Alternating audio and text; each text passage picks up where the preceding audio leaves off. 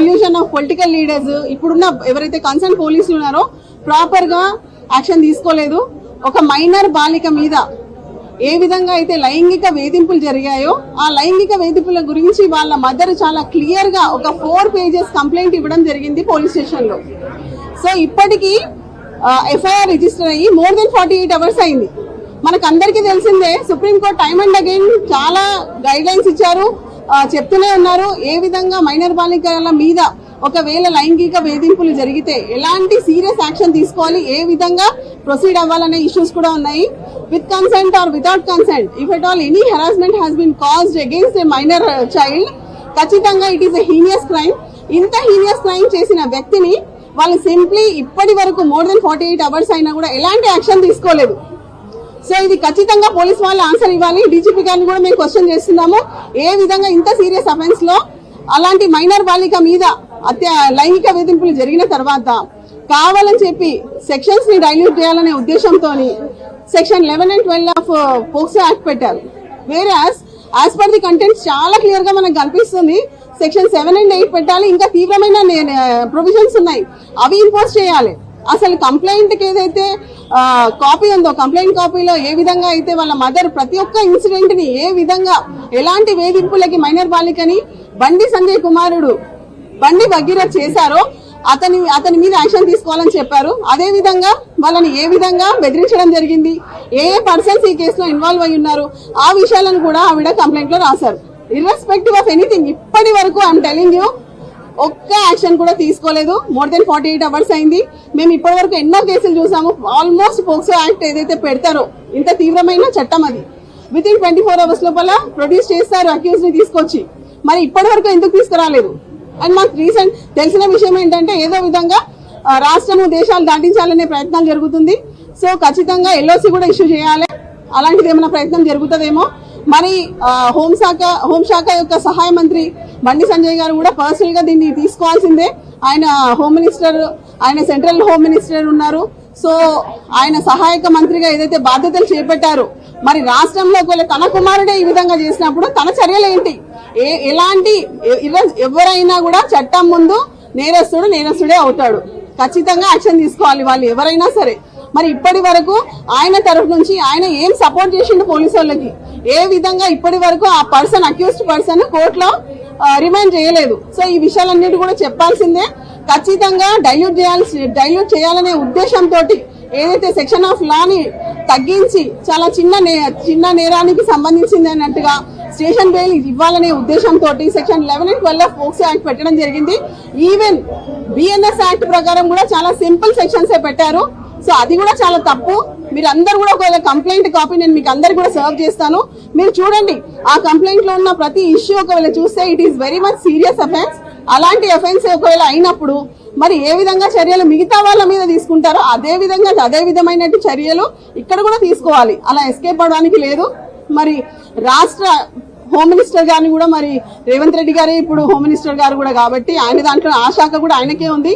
మరి ఖచ్చితంగా ఈ విషయంలో తను ముందుకు రావాలి. ముందుకు వచ్చేసి మరి మరి ఒక కేంద్ర హోంశాఖ సహాయక హోంశాఖ అందరూ కలిసి ముందుకు వచ్చి ఖచ్చితంగా తీవ్రంగా ఈ విషయంలో కఠిన చర్యలు ఉండేటట్టు చూడాలి.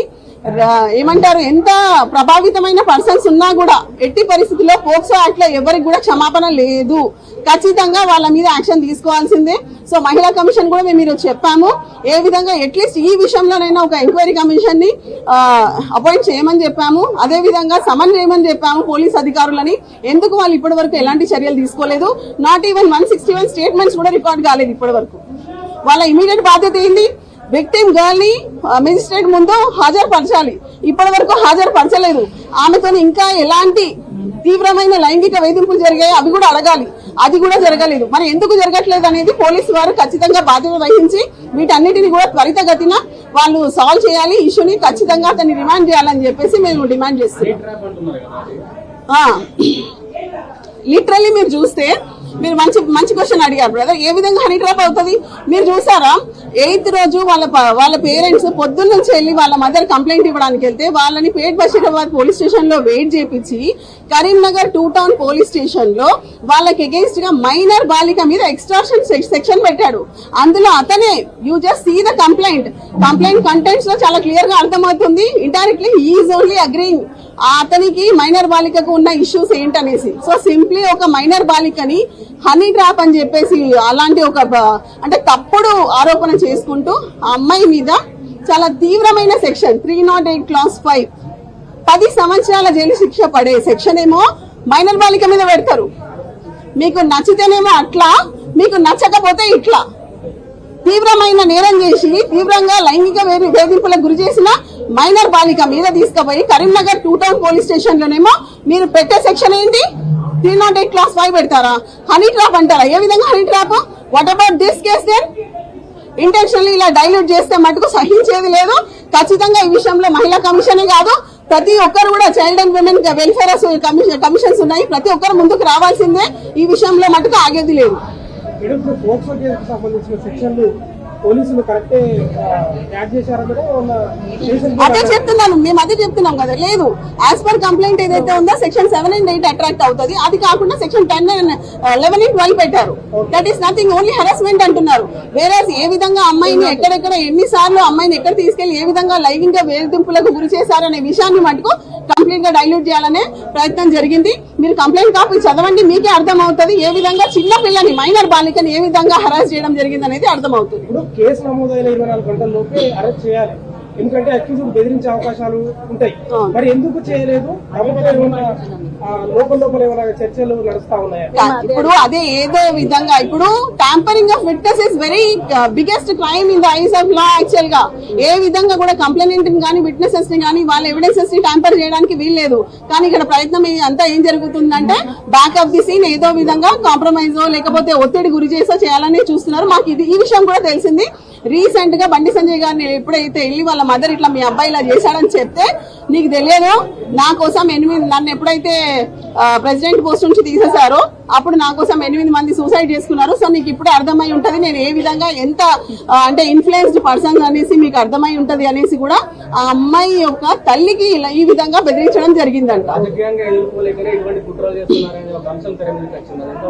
ఇప్పుడు రాజకీయంగా అనేది ఇప్పుడు మీరు ఇదంతా వదిలేద్దాం. మనం రాజకీయంగా అన్నప్పుడు ఇప్పుడు సెక్షన్ 308 క్లాస్ 5 ఏదైతే కరీంనగర్ పోలీస్ స్టేషన్ లో కంప్లైంట్ పెట్టింది ఎవరు? ఆ కంప్లైంట్ ప్రకారం కంటెంట్స్ ఏంటి? మరి అందులో ఏ రాజకీయ కుట్ర ఉంది? వెళ్ళింది ఎవరు అంటే నీకు తెలుసు. ఇక్కడ పోలీస్ స్టేషన్ కి వెళ్ళి పేట్ బషీరాబాద్ పోలీస్ స్టేషన్ లో నీ మీద కంప్లైంట్ పడింది అనగానే పోలీసులు వాళ్ళకి ఇన్ఫర్మేషన్ ఇస్తారు.